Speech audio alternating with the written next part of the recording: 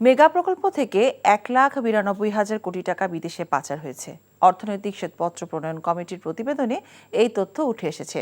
কমিটির পক্ষ থেকে আজ এই প্রতিবেদন অন্তর্বর্তীকালীন সরকারের প্রধান উপদেষ্টা অধ্যাপক মোহাম্মদ ইউনূসের কাছে তুলে ধরা হয়। রাজনীতিবিদ, ব্যবসায়ী ও আমলারা মিলে একটি স্বৈরাচারী ব্যবস্থা গড়ে তুলেছিলেন বলেও জানান কমিটির প্রধান ডক্টর দেবপ্রিয় ভট্টাচার্য।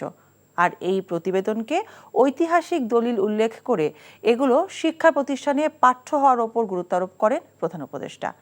নজরানা চৌধুরীর রিপোর্ট। অন্তর্বর্তীকালীন সরকার দায়িত্ব নেয়ার পরপরই বিগত 15 বছরে আওয়ামী লীগ সরকারের আমলে অর্থনৈতিক খাতে যে অনিয়ম দুর্নীতি হয়েছে তা বের করতে অর্থনৈতিক শ্বেতপত্র প্রণয়ন কমিটি গঠন করে। রোববার প্রধান উপদেষ্টার সাথে দেখা করে এই প্রতিবেদন তুলে দেন কমিটির প্রধান সহ বাকি সদস্যগণ।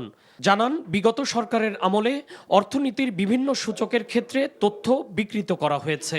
উন্নয়নের আকৃতি বলা হয়েছিল, সেটি যে কোনো দিক থেকে যে কতভাবে কৃত্রিম এবং সেই অর্থে উদ্দেশ্য প্রণোদিত ছিল, এটি আমরা এই পুরো জিনিসটার ভিতর দেখেছি। কেন্দ্রায়িত স্বৈরাচারী সরকারের কাঠামো গড়ে উঠেছিল, যেটার সাথে যুক্ত হয়েছিলেন রাজনীতিবিদদের সাথে কিছু, একই সাথে আমাদের যারা আমলা আছেন তাদের একটা অংশ এবং ব্যবসায়ীদের একটা অংশ।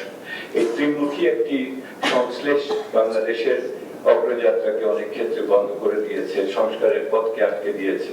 কমিটির সদস্য ও অর্থনীতিবিদ অধ্যাপক মোস্তাফিজুর রহমান জানান, মেগা প্রকল্পগুলো থেকে বিভিন্ন কায়দায় বিদেশে অর্থ পাচার করা হয়েছে। এটার একটা বড় টাকা বাইরে চলে গেছে।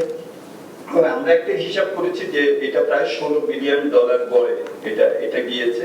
এই চক্র যদি আগে দেশে শ্যাডো ইকোনমিতে বিনিয়োগ করতো তাহলে এটা অবৈধ ছিল, কিন্তু অন্তত দেশে এই টাকাটা বিভিন্ন ভাবে খাটতো।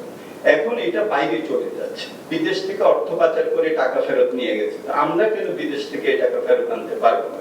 সুতরাং সেটার দিকে আমার মনে হয় যে আমাদের সুনির্দিষ্ট পদক্ষেপ আমরা গ্রহণ করতে হবে। মাত্র 3 মাসের মধ্যে প্রতিবেদন উপস্থাপনের জন্য কমিটির সদস্যদের ধন্যবাদ দিয়ে প্রধান উপদেষ্টা এই প্রতিবেদনকে জাতির ঐতিহাসিক দলিল বলে উল্লেখ করেন।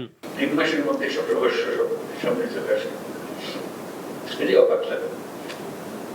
এটা তো ঐতিহাসিক দলিল, এটি বলার জন্য এটা তো ঐতিহাসিক দলিল, শুধু যা ঘটেছে তা না, যা ঘটে নাই তার জন্য একটা ঐতিহাসিক দলিল, যা হয় নাই সেই জন্য এটা প্রতি স্তরে আমাদের পাঠ্য হওয়া উচিত, যে নিজেকে আবিষ্কার করার জন্য একটা কারণ। কেন আমরা এটা প্রকাশ করতে পারলাম না? তা শুধুমাত্র অতীত ও বিদ্যমান অর্থনৈতিক পরিস্থিতির মূল্যায়ন করছে না, একই সাথে বর্তমান সরকারের সংস্কারের যে উদ্যোগ নিয়েছে তার ভিত্তিও রচনা করেছে। বাংলাদেশের অর্থনীতি খুব একটা খারাপ অবস্থায় নেই উল্লেখ করে অর্থ উপদেষ্টা বলেন, তারা রাজনৈতিক সরকারের জন্য একটি ভালো পদচিহ্ন রেখে যেতে চান। একটা পদচিহ্ন রেখে যাব, পলিটিক্যাল গভর্নমেন্ট যদি অনুসরণ করে। যদি অনুসরণ না করে, আমাদের সংস্কার যদি মানুষের জন্য সুবিধার জন্য হয়, মানুষই পরে ওকে টেনে তুলে বলবে যে তোমরা এটা করছো না কেন। এটা আমরা সবার সাথে জেনে দেবো, স্টেক হোল্ডার যদি কনভিন্স হয়, মানুষ যদি কনভিন্স হয়, যেই সরকারই আসুন না কেন ওটাকে সামনে এগিয়ে নিয়ে যাবে। আর্থিক ব্যবস্থাপনায় বাংলাদেশ ব্যাংকের পরিকল্পনা তুলে ধরে গভর্নর জানান, দুর্বল ব্যাংকগুলোকে রক্ষার দায়িত্ব তাদের নয়, তাদের লক্ষ্য গ্রাহকের স্বার্থ রক্ষা করা। We are to support all the depositors.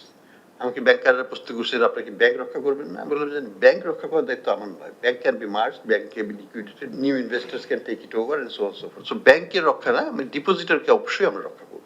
প্রতি 6 মাসে দেশের আর্থিক খতিয়ান জাতির সামনে তুলে ধরার জন্য অন্তর্বর্তীকালীন সরকারের প্রতি আহ্বান জানান শ্বেতপত্র প্রণয়ন কমিটির প্রধান। নজরানা চৌধুরী, এনটিভি নিউজ, ঢাকা।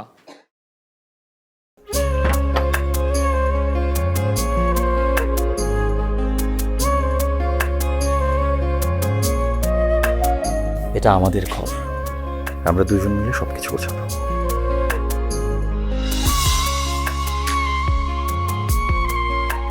বাহ, এই ঘরটা এতদিন মরে আসছিল, নতুন বউয়ের হাত করে একটা চক চক চক চক করতেছে। যদি কখনো কোনো ঝড় এসে সব এলোমেলো করে দেয় তাহলে?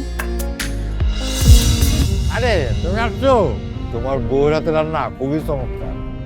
এলাকাটা ভালো না, একটু সব কিছু চোখে চোখে রাখেন। আমার খাওয়া নিয়েও তোমার কোনো চিন্তা করতে হবে না। এই যে চুড়ি দিয়েছে, শাড়ি দিয়েছে না জিলু, তার কাছে চল চল চল, শোনো শোনো। পৃথিবীতে মানুষের মানুষের সম্পর্কের বড় সমস্যা কি জানো? ভুল বোঝাবুঝি।